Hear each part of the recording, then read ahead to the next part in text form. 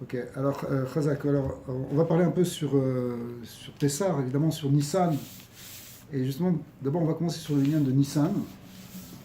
Et une des halachot de Nissan, c'est qu'on ne fait pas Tachanun pendant le mois de Nissan. Et pourquoi on ne fait pas Tachanun pendant le mois de Nissan? Parce que le rov des jours de Nissan, on ne fait pas Tachanun. Pourquoi le rov des jours de Nissan? Premièrement parce qu'il y a Pessah, Pessah ça dure 7 jours. Et aussi parce que les 12 premiers jours de Nissan, ce sont ce qu'on appelle les jours de Nessiim, qui rappellent en fait un korban qui a été fait par les chefs de tribu euh, au début de l'inauguration du Mishkan, parce que l'inauguration du Mishkan, on l'a lu, on, on a lu il y a 2 semaines, à Parashat Shmini, cette inauguration, mais les corbanotes qui ont été amenés par les Nessiim, par les princes, ça c'est ramené dans Parashat Nassau, donc un peu plus tard. Mais en fait, chaque jour de l'inauguration du Mishkan, ça a duré pendant 12 jours, chaque jour il y avait un prince, un grand prince de tribu, c'était vraiment comme un roi. Chacun, il a amené une grande offrande dans le Beth Amikdash, faite d'une grande coupe d'argent, avec des animaux, il y avait tout un certain nombre d'animaux, il fallait appeler 2 bœufs, 5 brebis, 5 moutons, etc. C'était une grande offrande, mais qui a été reproduite 12 fois, puisque chaque chef de tribu l'a amené chaque jour des 12 premiers jours de Nissan. Vous vous rappelez que l'inauguration du Mishkan, c'était le premier Nissan. Aujourd'hui, on est 5 Nissan. Donc, on est l'offrande de Shlumiel, de la tribu de Shimon. On la lit aujourd'hui, pour ceux qui ont le binac de lire les Nessim, c'est aujourd'hui qu'on lit ça. Pourquoi? Parce que on revit en quelque sorte spirituellement cette idée d'offrande. Et comme c'est des jours de Simcha, ça fait 12 jours, plus les 7 jours de Pessah, ça fait 19 jours. Et 19, c'est la majorité de 30. D'accord? C'est plus que la majorité de 30. Et donc, comme il y a la majorité des jours, c'est des jours de Simcha où on ne fait pas Tachanun, du coup, tout le mois de Nissan, on ne fait pas Tachanun. Mais quand même, on peut se poser la question, en quoi c'est si important ces offrandes des Nessim? Ok, on lit la paracha Nessim, ils ont fait un korban, c'est au début de l'inauguration du Mishkan. Mais jusqu'à aujourd'hui, maintenant, à cause de ça, tout le mois de Nissan, on ne fait pas Tachanun, ça change l'ordre de la Tfila à ce point. Ça fait que ce mois, il est entièrement dans la Simcha, Kulo Simcha. Le Rabbi, il a une dracha très importante où il montre, dans une Simcha, il montre exactement, il le prouve, pour que ce qu'on dit sur Hadar, que Mishin Echnas Hadar Marbim Besimcha, que dès que commence le mois d'Adar, on augmente dans la Simcha. Il dit même après Purim, même le 16, le 17, le 19, le 20, le 30, on est toujours Marbim Besimcha pendant Hadar. Et c'est pas après Purim, ça y est, tu vois, c'est en range, c'est la fin de la fête, on est dans la Simcha maintenant. Non, tous les dynimes de Hadar, ils durent encore jusqu'à après. Au contraire, on continue d'être barbé, c'est encore plus après Purim. Mais il dit, il n'y a pas besoin d'écrire dans la halacha, c'est évident que pendant Nissan, c'est encore plus Marbim Besimcha. Pourquoi? Parce que Nissan, il y a justement ces jours de joie qui ont fixé le fait qu'on ne fait pas Tachanun. Donc, ça veut dire que si on a commencé dans la Simcha à Hadar, on doit continuer à augmenter dans la Simcha pendant Nissan. C'est pas que ça s'arrête et que Nissan, c'est maintenant c'est autre chose. Au contraire, il y a encore plus de Simcha parce qu'il y a la Simcha de la Géoula de Pessah, il y a la Simcha de la Gdusha de Pessah qui vient là, c'est tout le lien de Yom Tov. Donc ça augmente, on augmente dans la Simcha aussi pendant Nissan. Mais une des raisons pour laquelle on augmente dans la Simcha, c'est ces parachutes des Nessim. Et a priori, d'ailleurs, si tu attrapes quelqu'un dans la rue, il va te dire c'est de quoi tu parles, on ne sait même pas de quoi. Alors, pas qu'on a entendu parler de Pessah, on a entendu parler de Purim, mais c'est quoi les Nessim? Hein? Ces princes de tribu qui ont amené quelque chose à un moment pour inaugurer le Beth Amikdash, ok, c'est très bien.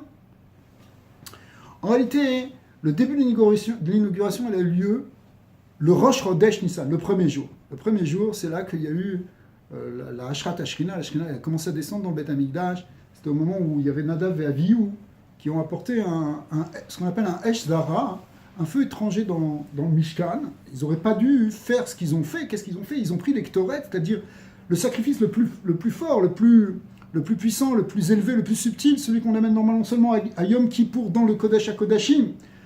Tous les jours, on fait brûler des Ktoret, des encens dans le temple. Mais les amener dans le Kodesh HaKodashim, dans le Saint des Saints, c'est seulement le jour de Kippour. Et eux, ce qu'ils ont fait, c'est 2 fils d'Aaron, qui étaient les 2 fils aînés d'Aaron, Nadav et Avihu, qui étaient très très saints, très très kadosh. Ils ont pris ça, ils l'ont amené dans le Beth Amikdash, dans le Kodesh HaKodashim, alors qu'ils n'avaient pas été demandés. Et ça a causé que, bon, leur Neshama a quitté ce monde, ils sont morts à ce moment-là, et on leur reproche. Mais en réalité, ce qu'on leur reproche fondamentalement, la Gemara, elle dit, peut-être ils étaient ivres, peut-être ils n'étaient pas mariés, mais ça veut dire qu'ils étaient détachés de ce monde, ils ne cherchaient pas à rester dans ce monde. C'était la grande faute de Nadav et Avihu, c'est que normalement, le but de servir Dieu, c'est pas pour simplement quitter ce monde. c'est pour être ici, dans le monde d'en bas. C'est dans le monde d'en bas que ça doit se manifester. C'est dans le Olam Tarton, ce qu'on appelle le lien que Akadosh Baruch Hu dira Betartonim. Hachem, il veut qu'on vive dans ce monde-ci et qu'on le fasse résider dans ce monde et qu'on dévoile le Kavod d'Hachem dans ce monde, pas seulement dans le monde des Malachim où c'est déjà fait. Il faut que ça arrive dans ce monde.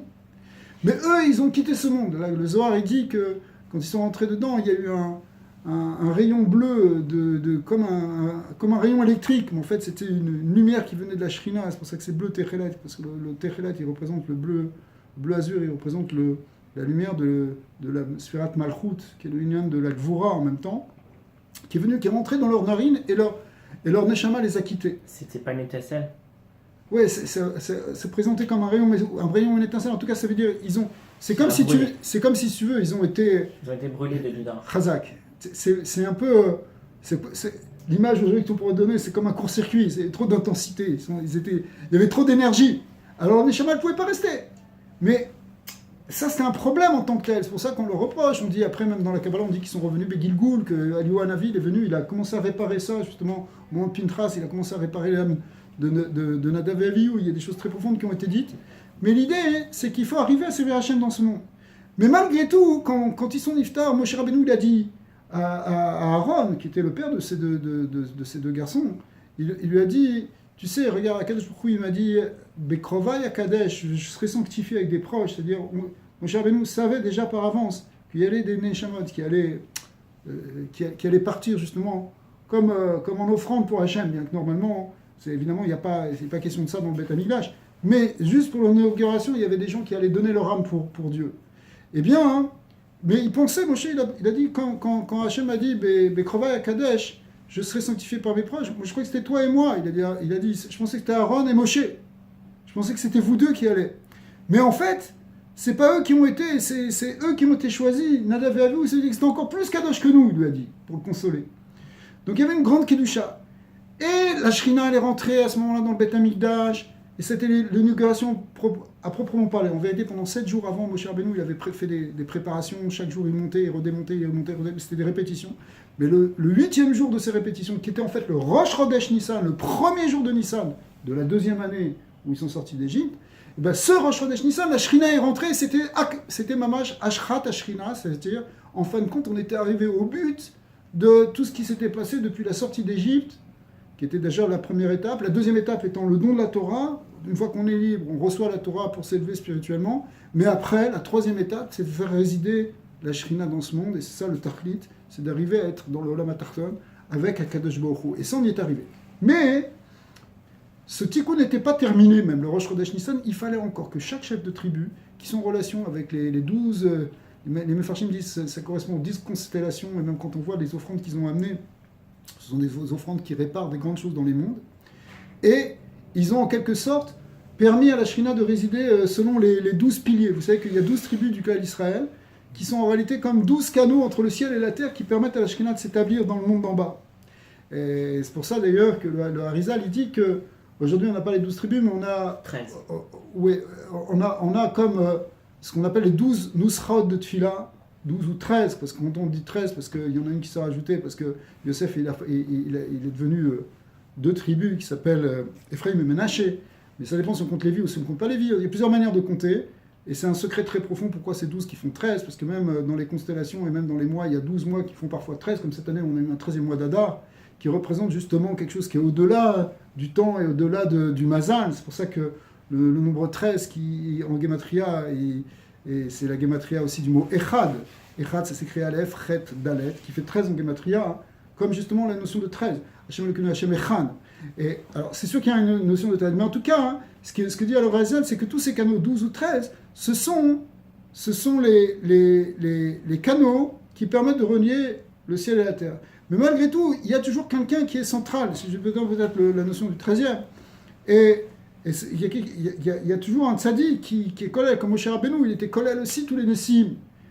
Ou Aaron HaKohen, puisque le 13e jour de l'inauguration, il n'y avait plus de Nessim pour apporter. Mais qu'est-ce qui s'est passé? Akadosh Baruch Hu, il a dit à Aaron, maintenant c'est toi qui vas commencer. Et c'est pour ça que là, Aaron HaKohen, c'est lui qui l'a... Après ça, le 13e jour, qu'est-ce qu'il a fait? Il a allumé la menorah. Et la menorah, Hachem lui a dit, voilà, la menorah, ce sera à toi, parce que la menorah, elle représente aussi, avec toutes les branches, elle représente aussi la klalout du klal Israël et toutes les séphirotes et toutes les forces. Et donc ça c'est Aaron qui est collèle tout ça et qui va faire ce canal. Alors, on se rapproche maintenant de Yud Aleph Nissan, puisque tu voulais parler de ça. Yud Aleph Nissan, qui est l'anniversaire du Rabbi. Et c'est une date aussi très particulière parce que dans ce moment-là, la Gemara elle dit sur Aman que Aman, il a pensé qu'il pouvait faire du mal au clan Israël parce que Moshe Rabbeinu il est niftar le 7 Adar.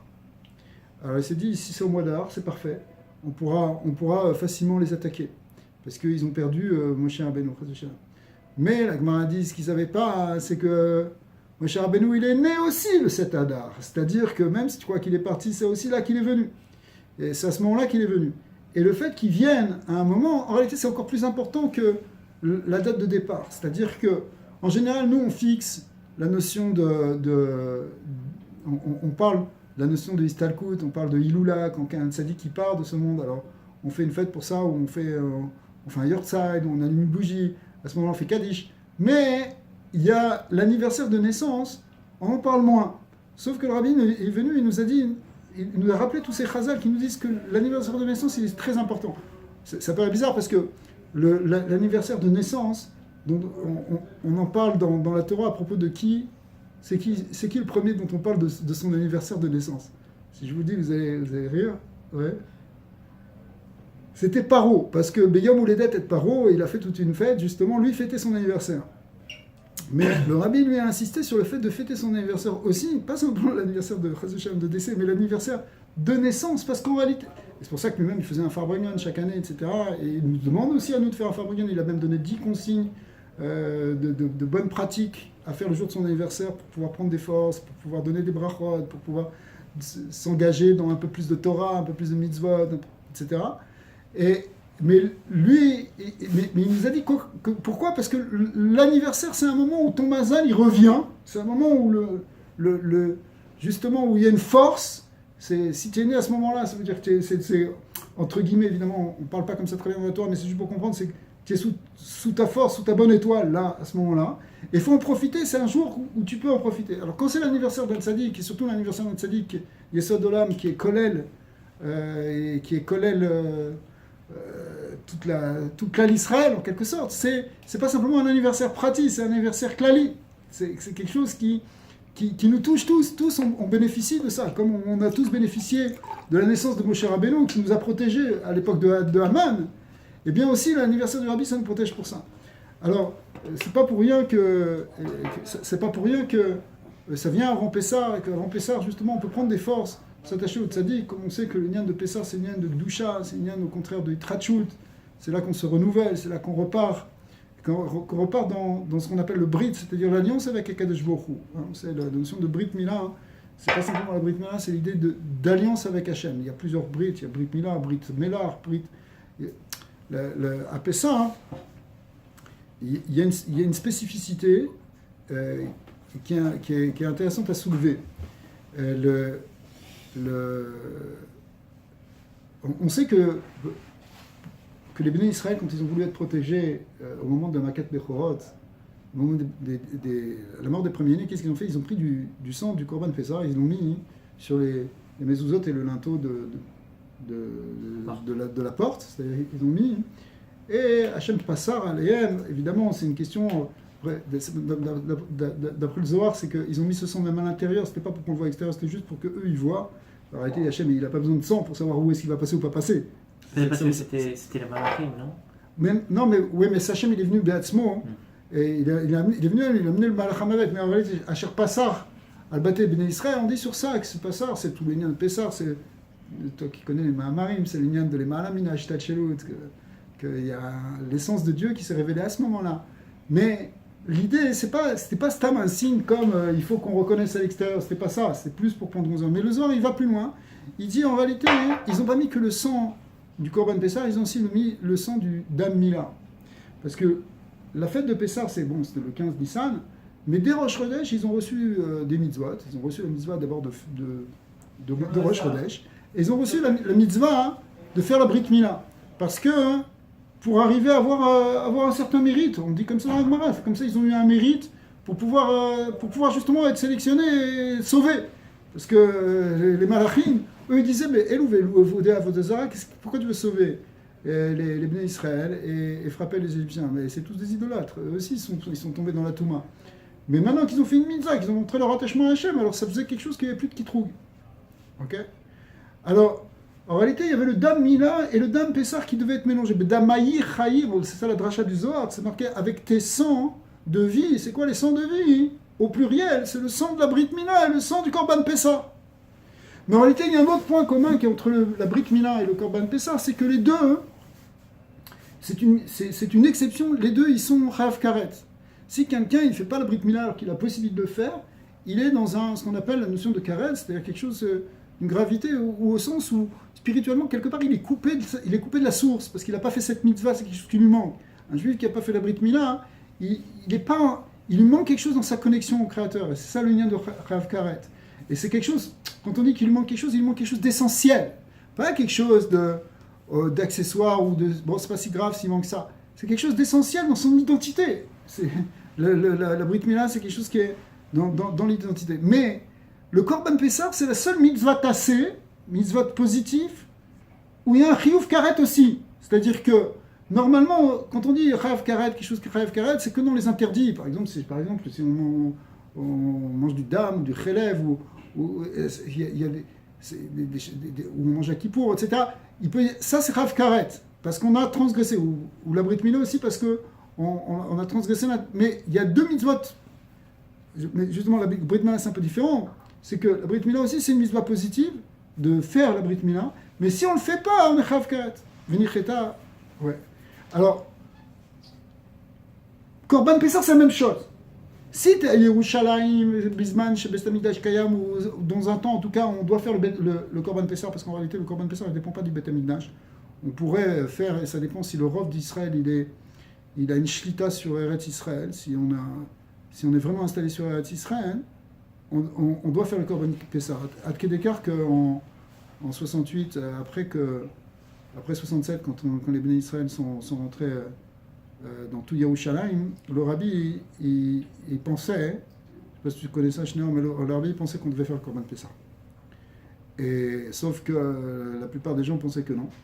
C'est-à-dire, mais le rabbi voyait que ça y est, c'était un moment, c'était un Etratson, et il a demandé à ce moment-là à ses chassidim de partir de Yerushalayim. Il ne pas rester à Pessah, parce que la loi du Korban Pessah, c'est que si tu as une mitzvah de faire Korban Pessah, et il y a une mitzvah de faire Korban Pessah dans certains cas, quand il y a le Beit Hamikdash, ou bien, même quand il n'y a pas le Beit Hamikdash, mais quand Israël a vraiment un pouvoir sur sa terre, et que, même si d'ailleurs tout le monde est tamé, parce qu'à ce moment-là, quand tout le monde est dans un état d'impureté, alors l'impureté, elle est repoussée. Ça s'appelle Outra, qu'elle est repoussée. Elle est repoussée, à ce moment, on peut faire quand même le Korban Pessah, Mafil Betouma. Et donc, quand tu as un chiyuv de faire le Korban Pessah et que tu ne fais pas le Korban Pessah, c'est chayav karet. Le rabbi a dit quelque chose. Ouais, pendant 2 ans, le rabbi a dit qu'il va sortir à Pessah Rishon et Pessah Sheni. Et pourquoi? Parce que c'est un chiyuv karet. Pourquoi? Et pourquoi c'est si grave que ça pour faire Korban Pessah? Alors que tu as la possibilité de le faire. Si tu n'as pas la possibilité de le faire, tu es bien honnête, par exemple, tu n'arrives pas à Yerushalayim. Alors tu n'arrives pas à Yerushalayim, ok? Ou si dans un zman où il y a les lois de pureté et d'impureté, tu es impur, tu ne peux pas le faire. Ah, tu ne peux pas le faire. C'est pour ça que d'ailleurs il y a un Pessah Sheni, une deuxième chance. Ok? Mais c'est un chiyuv karet parce que le Korban Pessah, c'est quelque chose qui est essentiel dans notre connexion avec Hachem. C'est comme la Brit Mila. Tout Pessah, en réalité, c'est une fête. Je ne sais pas qui s'est disait tout à l'heure que Pessah, c'est sa fête préférée. Pourquoi? C'est un ami qui me disait ça tout à l'heure. Il me dit Pessah, c'est la fête que je préfère.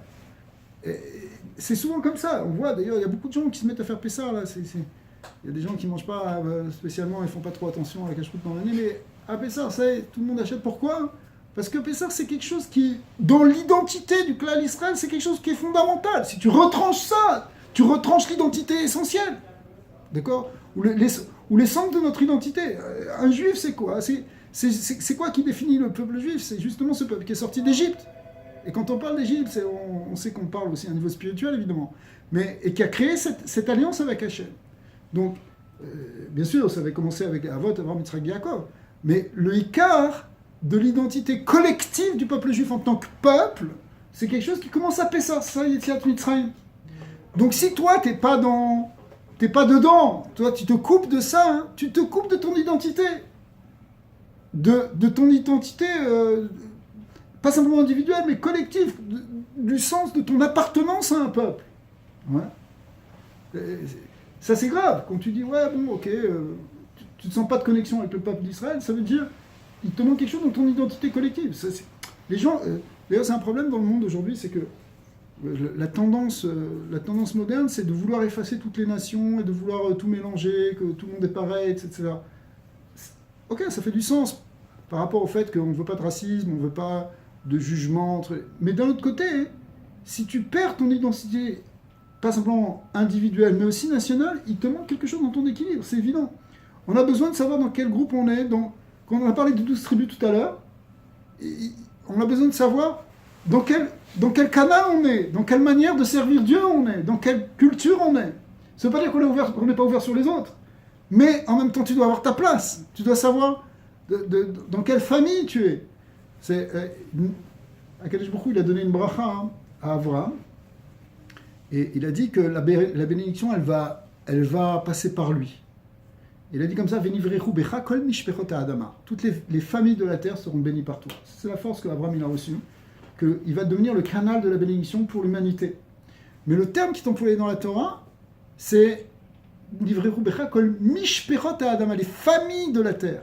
Si on enlève la notion de famille, et c'est pas seulement la cellule familiale, qui est très importante, évidemment, et d'ailleurs qui est très attaquée dans le monde moderne, puisqu'il y a tellement de divorces, et tellement de difficultés de familles monoparentales, sans parler d'autres choses encore. Okay, mais l'idée de famille, c'est pas simplement ces cellules familiales, mais c'est aussi une famille au sens un peuple, une nation. Et ça, il faut pas le briser, il faut le garder parce que c'est ce qui permet justement de distribuer la bracha. Alors, on va arriver à Pessah, on doit retrouver cette connexion. On a expliqué l'autre fois que la connexion principale qu'on peut avoir à Pessah, en réalité, elle vient parce que le Da'at Hashem, il revient. Parce qu'on atteint à nouveau une conscience du Emet, une conscience du sens justement de notre existence, de pourquoi on est là, qu'est-ce qu'on est venu faire, qu'est-ce qu'on a à faire dans notre mission, justement, notre mission, quelle est la mission du peuple juif, la mission d'Israël. C'est ça l'identité,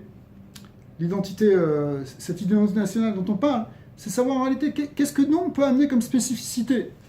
Même s'il y a dans le monde tellement d'antisémites qui parlent et qui crient contre nous, à la limite, ça ne devrait même pas nous inquiéter parce que c'est pas nouveau. Ça a toujours été comme ça. Et Rabbi Shimon Bar Yochai, il dit dans la Gemara de manière explicite que c'est halakha chez Israël, chez Esav, ce n'est Israël.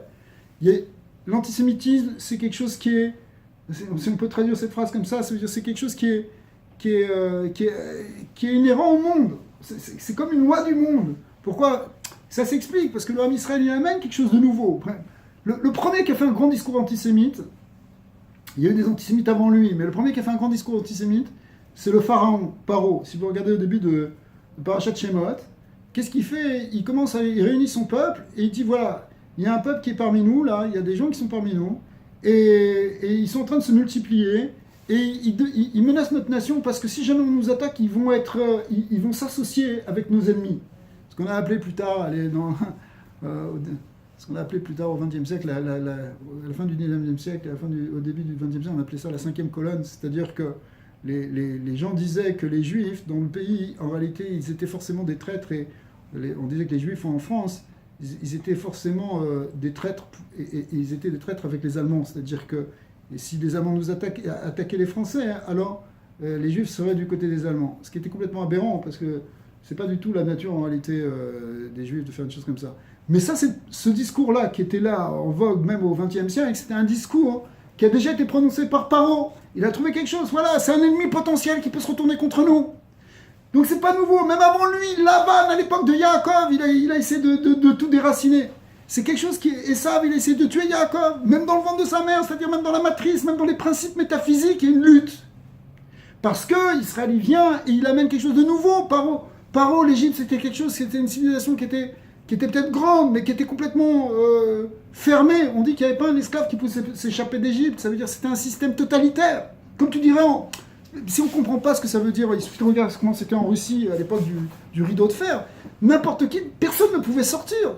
C'était très rare un gars qui arrivait à s'échapper de Russie, s'échapper du bloc soviétique. Pourquoi ? Parce que tout le monde était contrôlé. Alors, à l'époque de l'Égypte, c'était aussi un très grand contrôle, qui en plus était avec des forces des sciences de l'époque, c'est-à-dire de magie, de sorcellerie, etc., mais qui fait que les gens étaient complètement contrôlés. Et voilà que le Ham Israël, il vient et il dit non, nous on croit dans un Dieu qui est au-delà de tout ce que vous dites, qui n'est pas matériel, comme ce qu'avait dit Avraham Avinu. Ok ? Et Moshe Rabbeinu, quand il est venu voir Paro, il a dit mais Hachem, moi je ne connais pas. D'accord ? Il amène ça et qu'il y a un Dieu qui veut la liberté, parce que le premier des 10 commandements, comment Dieu il se révèle pas comme le Dieu créateur, mais comme le Dieu libérateur. C'est quoi le premier des 10 commandements ? La première parole qui était entendue au Sinaï par tout le monde. Anochi Hashem Elokecha, je suis l'Éternel ton Dieu, Asher Hotzeticha Me'eretz Mitzrayim Mibet Avedim, qui t'a fait sortir de la terre d'Égypte, de la maison d'esclavage. Hashem, il se prépare, il se présente comme un Dieu qui libère. Et ça, cette liberté, ça fait peur. Va dire en Chine, va parler en Chine de liberté. Tu vas voir qu'est-ce qui va t'arriver, ils vont sortir les chars. D'accord ? Mais c'est la même chose, c'est partout. Et cet esprit-là, qui a amené la Yahadout, le peuple juif, cet esprit-là d'aller vers le bien, de changer, de liberté, mais de liberté de quoi ? De liberté justement de se libérer des forces du mal qui sont dans l'homme. D'accord ? Et donc ça commence d'ailleurs de se libérer en nous. Ça, c'est quelque chose qui amène des réactions, qui amène une opposition. Les nazis, ils étaient complètement obsédés par Israël. Même Hitler, il était tellement obsédé par ça que ça lui fait même faire des grosses erreurs dans la guerre. Ouais, parce qu'il était focalisé par cette idée-là. Pourquoi ? Parce que le peuple juif, c'est ça qui le dérange le plus. C'est ça qui le dérange le plus, parce que c'est ça qui amène l'idée de Dieu, c'est ça qui amène l'idée de changer l'humanité vers quelque chose de meilleur, et pas vers quelque chose de régressif, et de dictatorial, et d'asservissement. D'accord ? Comme c'était l'asservissement d'Égypte. Or, c'est ce qu'ils voulaient faire. D'ailleurs, s'ils n'avaient pas perdu la guerre, les Allemands, ils auraient tout détruit. Ils ne se seraient pas arrêtés aux Juifs, d'ailleurs. Pourquoi ? Parce que, même chose aussi avec les islamistes aujourd'hui. Tu prends l'État islamiste, bon, heureusement, Baruch Hashem, ils sont en train de se faire écraser, mais ils aiment... La moitié du monde, ils sont contre parce qu'ils ne sont pas musulmans, et même les musulmans, ils sont contre parce que la moitié des musulmans, ils ne sont pas comme eux, ils ne sont pas sunnites, et même dans la moitié des sunnites, la première moitié, ils ne sont pas assez religieux, et même ceux qui sont assez religieux ne sont pas assez comme eux. À la fin, il va rester qui ? Il va rester combien sur Terre si tu tues tout le monde ? Ok ? Mais pourquoi ? Parce que c'est ça la fermeture, l'enfermement. Et le Ham Israël, il a amené autre chose, il a amené la notion de vie. Quand Avraham Avinu, il s'est jeté dans la fournaise pour faire Avodah Zarah, ça veut dire, il a dit non. Cette vie de mensonge, cette vie d'asservissement, cette vie de contraintes absurdes simplement pour obéir à un dictateur, je ne veux pas. Okay ? Je préfère garder la liberté, au moins la liberté intérieure. Et ce message-là, qui est le message du Ham Israël, et qui est renouvelé à Pessah, c'est ça qui gêne. Donc, s'il y a des gens qui sont gênés, c'est pas si grave que ça pour nous. Bien sûr, c'est très grave, mais ça veut dire, on sait d'où ça vient. Alors, puisqu'on a parlé du Rabbi tout à l'heure, et que c'est bientôt justement son anniversaire, qu'on prend cette force-là, c'est que le Rabbi aussi, il a vu dans notre dor un potentiel extraordinaire de changement et de transformation. Il attendait justement de la jeunesse en particulier, que la jeunesse qui a cette force, parce qu'un jeune, lui, il voit la génération d'avant, et dit, mais attends, mais il y a des choses qui ne vont pas là. Dans quoi vous m'avez mis ? Moi, je veux changer ça. Le Rabbi a dit, ce côté un peu révolutionnaire, il n'est pas quelque chose de négatif, il est au contraire quelque chose de positif. Il faut changer pour du mieux. Pas changer pour amener l'ordre nouveau des nazis, Mershemam Vezircham, mais amener pour du mieux, pour amener plus de vrai, plus de liberté, plus de conscience, plus d'amour. Ouais. Et ça, on a ce potentiel maintenant pour non plus sortir d'Égypte simplement, mais sortir même de toutes les galouillottes, tous les exils dans lesquels on a été, et dans ce dernier exil, qui est l'exil final. Et aujourd'hui, on est dans les dernières phases de cet exil, on est même déjà rentré dans les phases de la Géoula, comme il a expliqué largement, que le monde a déjà changé, que tout a changé. Et Baruch Hashem, on va voir de plus en plus de grandes choses qui se passent, les portes, elles s'ouvrent de plus en plus. Les choses sont en train de se mettre en place parce qu'on est en train de vivre les névoites et Bezat Hashem, on va voir Mashiach, même peut-être Bezat Hashem avant Pessah. Amen.